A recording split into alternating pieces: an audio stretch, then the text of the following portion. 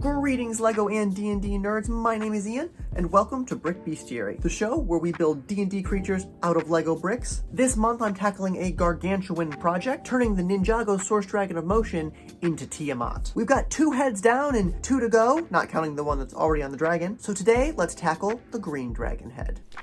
For our green dragon's neck, we're going to use these ratcheting joint pieces. We're going to take one of the sockets that is 2x2 and connect it to this piece that has a socket and a joint on it that has a 2x3 center.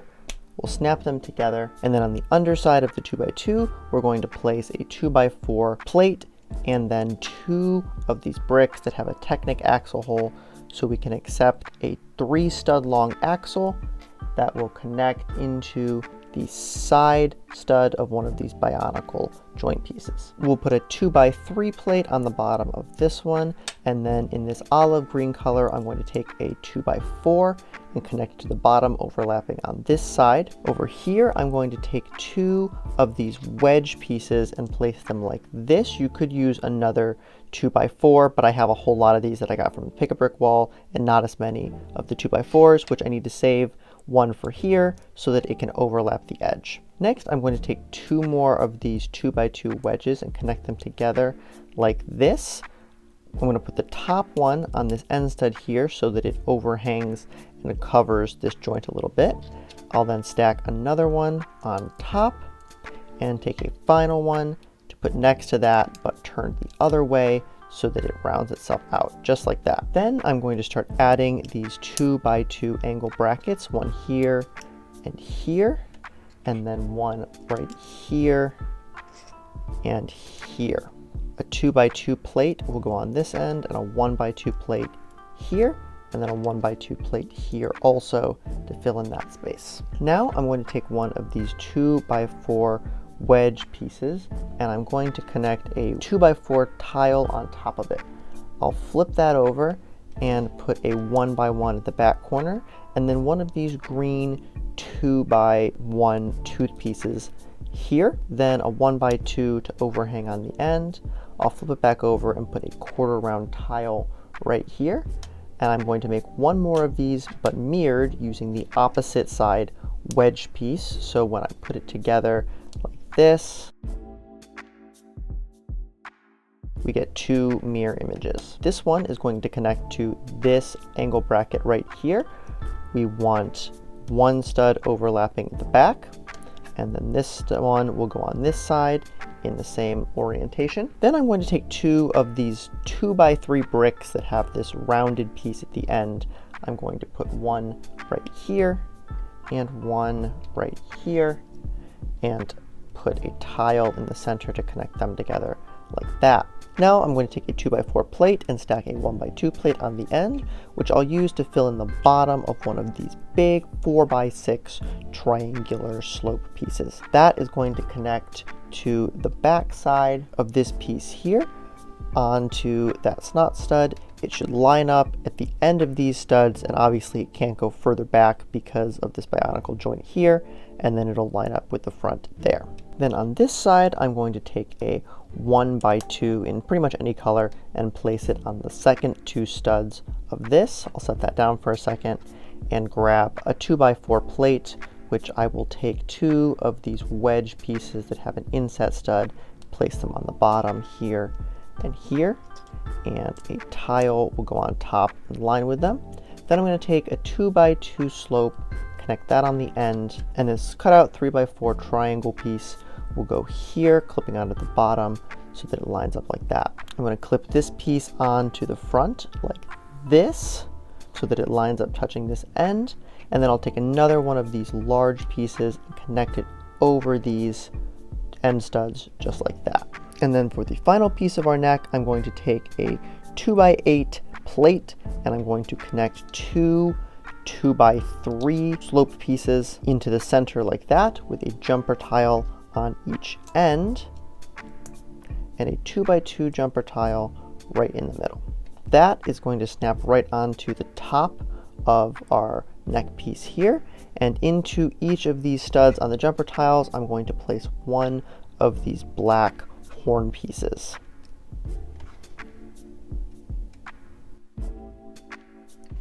We're going to start the head off with one of these ratcheting joints, and we're going to take 2 half pins and insert them into the pinholes on either side so that we can attach 2 of these printed stud eyes. Then a 2x2 plate is going to go on the bottom, and I'll set that down for a second, and grab 2 of these 1x3 slope pieces that have sort of this concave slope to them.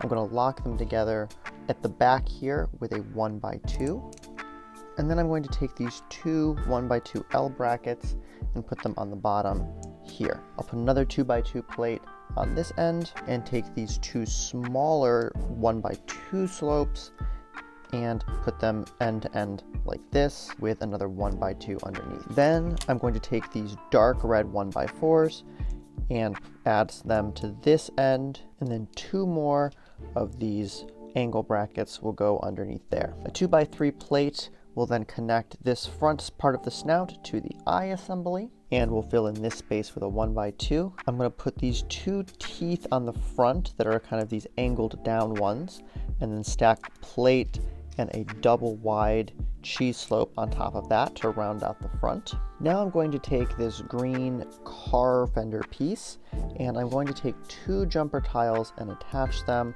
onto this front stud pin here, and also one on this side, and a 3rd jumper tile in the middle like that. This is going to connect just above the eyes, right behind these slopes, and I'll fill in that space with these 2 quarter rounds. Then behind this, I'm going to take a 1x3 plate, and I'm going to connect the 2 center pins in between the studs into these 2 hollow studs so that it is centered like that. In the middle of that, I'm going to put a hollow stud, and then these 1x1 angle brackets will go on the ends here with some quarter round tiles on them here and right there.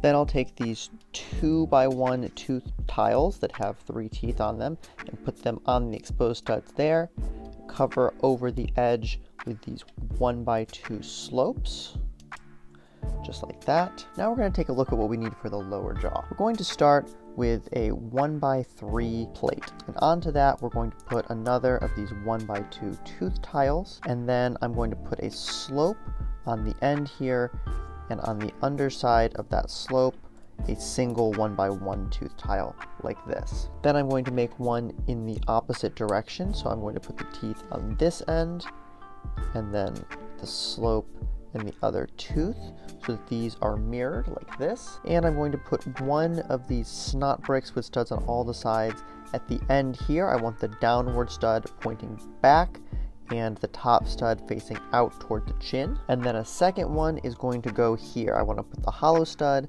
on this pin here.